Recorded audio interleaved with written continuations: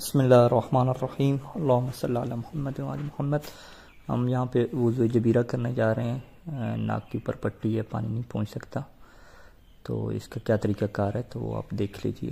سب سے پہلے ہم نے جو ہے وہ چہرہ دھونا ہے، بالکل اوپر سے جہاں سے بال اگتے ہیں وہاں پہ پانی ڈالیں گے اور وہاں سے جو ہے وہ دھونا شروع کریں گے۔ اچھا، یہاں پہ دھونے کا مطلب یہ ہوتا ہے کہ جب ایک دفعہ پورا دھل جائے گا تو اسے دھونا کہتے ہیں، وگرنہ پانی آپ ایک دفعہ ڈالیں، دو دفعہ ڈالیں، اس کا ایشو نہیں ہوتا۔ اسے عربی میں اور روایات میں سب کہتے ہیں، سب الماء۔ تو یہ ہم دیکھیں، اوپر سے پانی ڈالنا شروع کیا ترتیب سے، یعنی یہ نہیں ہوتا کہ آپ پہلے پٹی پہ مس کریں گے، نہیں، اوپر ترتیب سے جو ہے وہ دھونا شروع کرنا ہے، اور پٹی کے اوپر والا جو ایریا ہے وہ آپ دھو لیں گے اچھی طریقے سے۔ وہاں پہ آپ کا سارا پانی پہنچ جائے گا، آنکھوں کے درمیان میں جو جگہ ہے وہاں پہ بھی ہاتھ ماریں گے تاکہ وہاں پہ پانی پہنچ جائے، سائڈوں پہ جو حصہ ہے چہرے کا وہ دھو لیں گے۔ اب جب پٹی کی باری آئے گی تو اس کے اوپر اب جو ہے وہ اس طریقے سے جو ہے وہ جو گیلا ہاتھ تھا وہ اسی سے جو ہے وہ مس کرنا جو ہے وہ شروع کریں گے، پٹی کے تمام حصوں کے اوپر جو ہے مس کریں گے تاکہ کوئی حصہ جو ہے وہ اس کا باقی جو ہے وہ نہ رہ جائے۔ ہاتھ خشک ہو جائے تو دوبارہ جو ہے اس کے اوپر پانی لگا لیں گے اور اس طرح سے جو ہے وہ مس کرتے رہیں گے۔ پٹی کا جو بھی پاک حصہ ہوگا جہاں پہ بلیڈنگ نہیں ہے اس کو مس کریں گے، اور پھر جو پٹی کا سائڈ والا حصہ صاف ہے جہاں پہ پٹی نہیں بندھی ہوئی اس کو جو ہے وہ دھونا شروع کریں گے۔ تو یہ جو ہے وہ ترتیب کیا ضروری ہوتی ہے۔ اب یہ حصہ کچھ ہے جس کے اوپر بلیڈنگ نہیں ہے تو اس کو بھی ہم مس کر رہے ہیں، اور یہ جو حصہ ہے اس کے اوپر بلیڈنگ ہے، خون ہے، تو اس کو ہم چھوڑ دیں گے، یہاں پہ اس کو مس نہیں کریں گے۔ ابھی یہ سائڈ پہ جو حصہ چہرے کا رہ گیا تھا باقی اس کو بھی جو ہے وہ دھو لیں گے۔ اچھا، یہاں پہ میری جو داڑھی ہے وہ بڑی ہے، اس کے نیچے سے جلد نظر نہیں آتی، تو لہٰذا نیچے سے جو ہے وہ میرے لیے دھونا ضروری نہیں ہوگا۔ یہ جو ہونٹوں کا حصہ صاف ہے اس کو میں دھو لوں گا جہاں پہ جو ہے وہ پانی پہنچ سکتا ہے۔ تو اب یہ جو داڑھی وغیرہ رہ گی اور جو مونچھوں کا حصہ ہے اس کے اوپر فقط ہاتھ جو ہے وہ پھیرنا ہوگا، کیونکہ یہ بڑے بال ہیں، اس کے نیچے سے جو ہے وہ جلد نظر نہیں آ رہی۔ اب جن لوگوں کی داڑھی جو ہے وہ چھوٹی ہوتی ہے اور اندر سے جلد نظر آتی ہے تو وہ پھر پھنس جاتے ہیں کہ ان کو جو ہے وہ نیچے سے جلد بھی دھونی پڑتی ہے۔ اچھا، بازو ہم نے دھونے ہیں تو یہ بالکل ترتیب سے اوپر سے چلیں گے، اس کو بھی جو ہے وہ نلکے کے نیچے اس طریقے سے رکھ لیں گے۔ سب سے پہلے جو ہے یہاں پہ کونی سے جو ہے وہ دھونا ہم شروع کر رہے ہیں۔ اب یہاں پر بھی دیکھیں پانی ایک سے زیادہ دفعہ ڈال رہے ہیں، تو پانی ایک سے زیادہ دفعہ ڈالنے میں حرج نہیں ہوتا، دھونا ایک ہی دفعہ کہلاتا ہے۔ یعنی دھونے کا کیا مطلب ہوتا ہے کہ جب ایک دفعہ پورا دھل جائے گا اس سے کہا جائے گا کہ یہ جی ایک دفعہ دھلا ہے۔ پانی بے شک آپ 3-4 دفعہ ڈالیں، 5 دفعہ ڈالیں، پانی ڈالنا جو ہے وہ اس سے فقہی اصطلاح میں کہتے ہیں دھونے کا ایک مقدمہ شمار ہوتا ہے۔ تو یہاں پہ ہم دیکھیں پانی تو 3-4 دفعہ ہم نے ڈالا ہے، لیکن دھلا جو ہے وہ یہ ایک دفعہ ہے۔ ایک دفعہ کونی سے پانی ڈالا تھا، دوسری دفعہ سینٹر سے ڈالا تھا۔ اب اس کو بھی ایسے ہی ہم دھوئیں گے۔ اب دیکھیں یہاں پہ پانی اب میں ڈال رہا ہوں کونی کے اوپر، تو یہ پانی ایک دفعہ ڈلنا شمار ہوا ہے۔ یہ دھونا اسے نہیں کہیں گے، دھونے کا مطلب کیا جب پورا دھل جائے۔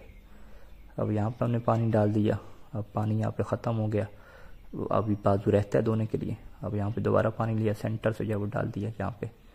تو یہ بھی دیکھیں ترتیب ہم یہاں پہ رکھ رہے ہیں، تو یہ نہیں ہے کہ یہ جو پٹی بندھی ہوئی ہے یہاں پہ پہلے اس پہ مسا کریں، نہیں، ترتیب سے چلاتے ہیں کہ اور پٹی تک جب ہم پہنچیں گے تو اب یہاں پہ پٹی کے اوپر مسا ہوگا، یعنی اب انگلیوں کو نہیں دھوئیں گے، پہلے یہاں پہ ہم پٹی کے اوپر جو ہے مس کریں گے، اچھے طریقے سے مس کریں گے، جو حصہ بھی خالی رہ گیا وہاں پہ مس کریں گے، اور مس کرنے کے بعد اب جو انگلیاں بچ گئی ہیں ان انگلیوں کو جب اب جو ہے وہ دھوئیں گے۔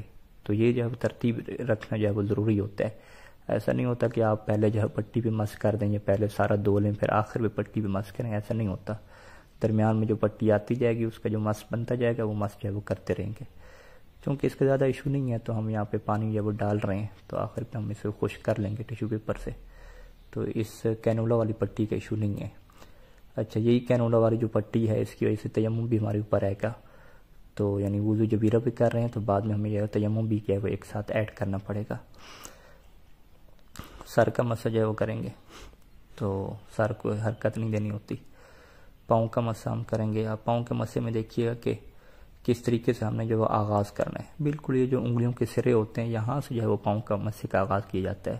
کچھ لوگ انگلیوں کے اوپر سے آغاز کرتے ہیں، درست نہیں ہوتا، کنارے سے آغاز کریں گے اور یہ اوپر کھینچ کے لیں گے، فقط اوبار تک نہیں، اوبار سے اوپر بھی جانا ہے، اوبار سے اوپر یہاں پہ پنڈلی جو ہے وہ ختم ہوتی ہے، جوڑ پنڈلی کا ختم ہوتا ہے، وہاں تک جو ہم کریں گے۔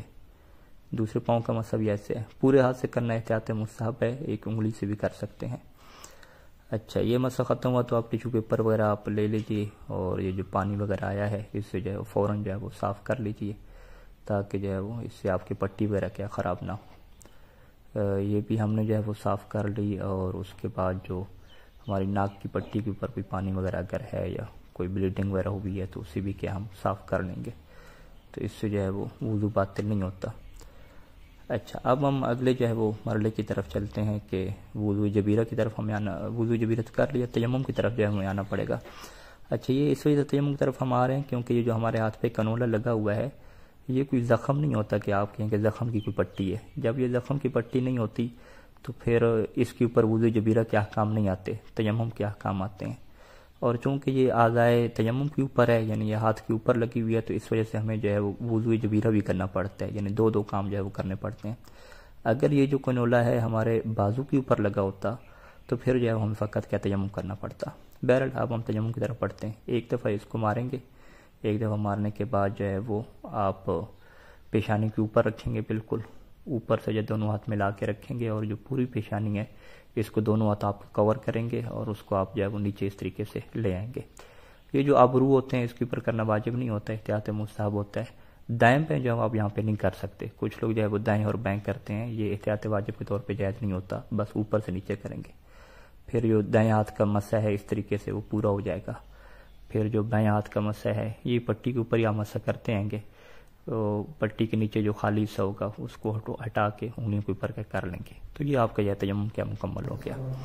اچھا اب نماز کی طرف ہم بڑھ رہے ہیں، تو نماز کے اوپر آپ کو یہ میں بتا دوں کہ بیٹھ کے نماز نہیں ہوتی، کیونکہ کھڑا انسان ہو سکتا ہے۔ جب تک انسان کھڑا ہو سکتا ہے بیٹھ کے نماز پڑھنے والا کوئی آپشن نہیں ہے۔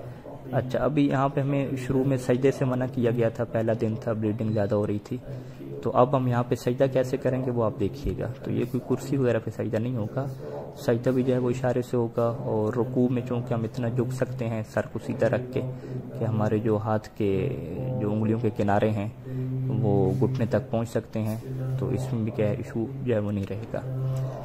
تو یہاں پہ جو ہے وہ قرات وغیرہ بھی ہم مکمل کریں گے، تو پھر آپ دیکھیے گا کہ کیسے جو ہے وہ رکوع ہوتا ہے اور کیسے جو ہے وہ سجدہ ہوتا ہے۔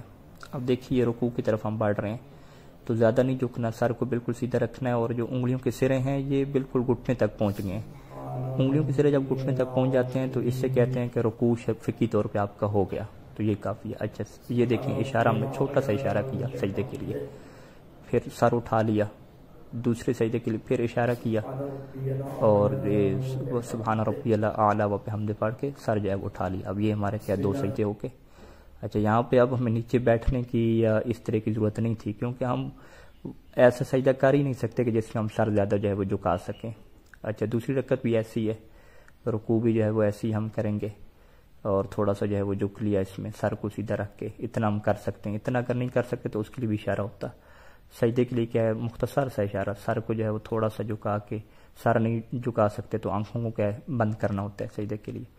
تو اس طریقے سے جو ہے وہ دو سجدے جو ہے ہمارے ہو رہے ہیں، اور سجدے کے اوپر کچھ رکھنا بھی کیا ضروری نہیں ہے، اور میز والا آپشن نہیں ہے۔ اچھا یہاں پہ جب تشہد میں پہنچتے ہیں تو تشہد کے لیے پھر زمین پہ بیٹھنا واجب ہو جاتا ہے۔ اچھا یہ مسئلہ بڑا جو اہم ہے، لوگ جو ہے وہ پھر زمین پہ نہیں بیٹھتے، کرسی پہ بیٹھ جاتے ہیں، تو جو زمین پہ بیٹھ سکتے ہیں ان کے لیے زمین پہ بیٹھنا جو ہے واجب ہوتا ہے، حتیٰ کہ اگر وہ مستحب نماز بھی پڑھ رہے ہیں۔ مستحب نماز جب وہ بیٹھ کے پڑھ رہے ہوتے ہیں کرسی کے اوپر، تو تشہد اور سلام کے لیے ان کو نیچے جو ہے وہ بیٹھنا پڑتا ہے۔ آپ تیسری رکعت دیکھیں ہمارے یہاں پہ مغرب کی مکمل ہوگی، سجدے اس طریقے سے کیے، اور سلام کے لیے بھی ہم کیا ہے زمین کے اوپر کیا بیٹھیں گے، تشہد اور سلام کیا ہے زمین کے اوپر بیٹھ کے پڑھیں گے، اور اس طرح سے جو ہے وہ ہماری جو نماز ہے وہ کیا ہوگی مکمل ہوگی۔ اللہ تعالیٰ سے دعا ہے کہ خدا ہماری اس عبادت کو قبول فرمائے اور فقہی احکام اس سے سیکھنے میں آپ سب کو جو ہے مدد ملے۔ اللہم صلی